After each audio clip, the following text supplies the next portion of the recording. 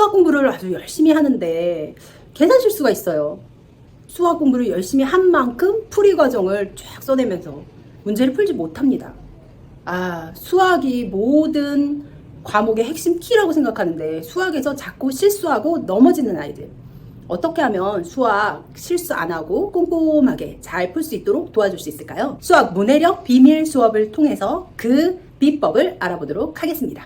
수학 문제를 만났어요. 그러면 아이가 풀이 과정을 술술술술 떠내서 탁 해서 답을 딱 맞췄으면 좋겠는데 결코 그렇게를 못합니다. 아이가 처음 문제를 받아든 순간부터 아리송 고개를 갸웃갸웃 거립니다.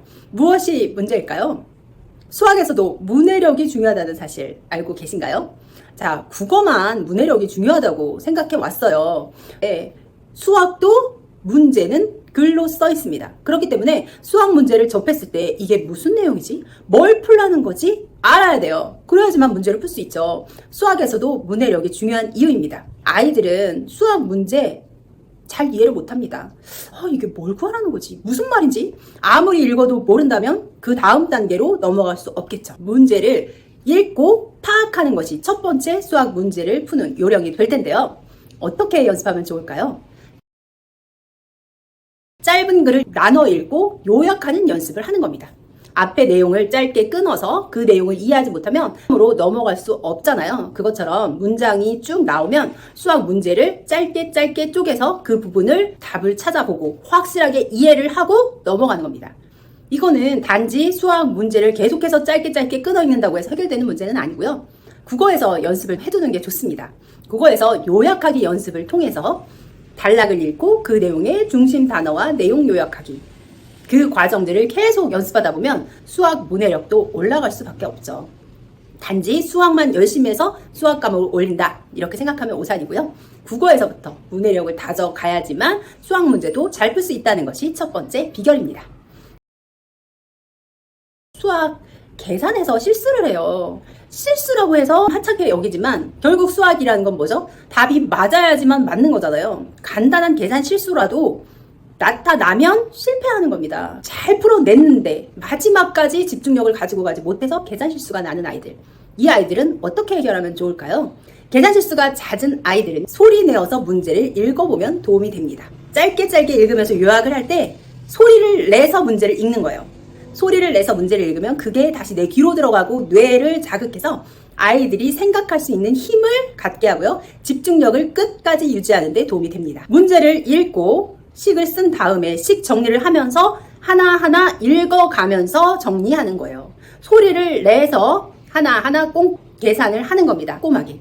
그리고 줄을 쭉 이어서 쓰는 친구들이 있는데요. 하나의 계산은 한 줄만 이용합니다. 가로가 아니라 세로로 쭉 늘어지는 계산을 하는 거죠. 그래야지만 놓치지 않습니다. 하나의 계산은 한 줄씩 짚어가면서 소리를 내면서 24 나누기 6은 4, 4 곱하기 2는 8 이런 식으로 천천히 정리해가면서 읽으면 계산 실수를 줄이는데 분명히 도움이 됩니다. 속발음을 해가면서 아이가 계산하는 연습을 하면요. 자잘한 계산 실수를 줄이는데 좋은 방법이 될 거예요.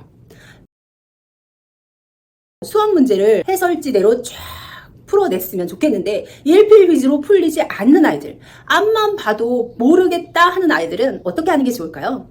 해설지를 활용하는 게 도움이 됩니다. 해설지는 가장 값싸고 친절한 늘 아이 곁에 있는 선생님이니까요. 해설지를 너무 멀리 하지 마시고요. 아이가 어떻게 풀어내야 할지 전혀 근거를 잡지 못할 때 해설지를 활용해보세요. 오답노트를 쓸 때 해설지 내용을 그대로 베끼는 친구들이 있습니다. 뇌로 생각은 안 하면서 손으로만 베끼는 것은 아무 의미가 없어요. 아이 뇌 속에 들어가질 않습니다. 그렇게 하면 해설지를 보고 쓰는 게 전혀 의미가 없죠. 따라 쓰면서 각 줄마다 이게 왜 나왔는지 확실한 이유를 알아요. 그 이유를 정리하면서 써가지만 내 것이 될 수 있습니다. 이해가 되지 않는 줄은 한 줄도 쓰지 않는 연습을 해야 돼요. 이유 없이 그냥 깜치처럼 쭉 써서 이거구나 라고 한다고 해서 아이가 결코 알지 못합니다. 제대로 알지 못하는 채 끝나는 경우가 그런 경우예요. 해설지에 한 줄 한 줄을 다 이해하고 넘어간다고 생각하면서 해설지를 정리합니다. 이거 그랬다고 하는데 어떻게 알 수 있어요? 라고 하신다면 이때 백지 테스트를 활용하는 거예요.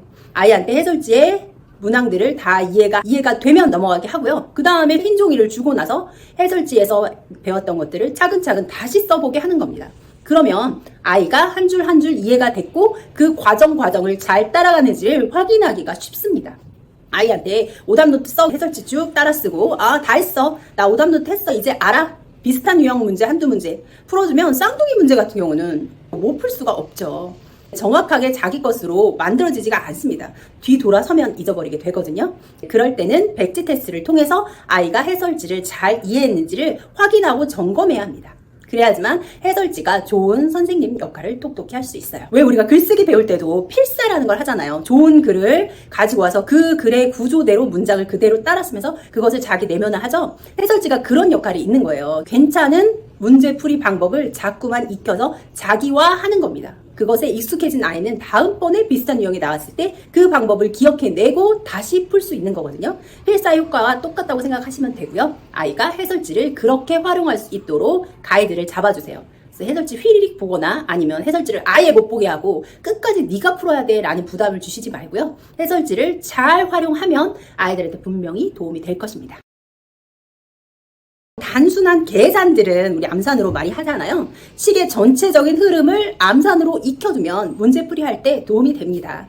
자기가 해설지에서 보고 쓴 내용을 따라 하면서 암산으로 쭉쭉 풀이를 이어가게 하는 거예요. 전체적인 과정을 암산으로 한 번 더 정리를 해두면 좋습니다. 이것이 뇌에 저장이 돼서요. 다음번에 비슷한 유형이 나왔을 때 그 과정이 후루룩 빠져나오는데 도움이 된다는 거죠. 암산을 생활화하는 거예요.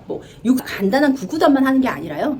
우리가 암산으로 계산할 수 있는 것들, 암산으로 과정을 익힐 수 있는 것들을 쭈루룩 풀어서 자기가 암산으로 익혀놓으면 자기화되는데 조금 더 도움이 될 것입니다. 아이가 자신만의 풀이법을 갖고 풀었으면 좋겠지만 그렇게 풀이법을 만들어내고 자기만의 해법을 찾아내는 아이들 상위 5%밖에 안 됩니다. 왜 그런 방법을 찾아내지 못해? 다른 아이들은 다른 방식으로도 활용하는데 넌 왜 안 돼? 라고 윽박지르실 게 아니라요. 암산을 첨가한 따라 풀기를 통해서도 충분히 그 과정을 자기 것으로 익힐 수 있으니까요. 아이한테 맞는 그런 방법을 활용하시는 게 아이한테 조금 더 도움이 될 겁니다.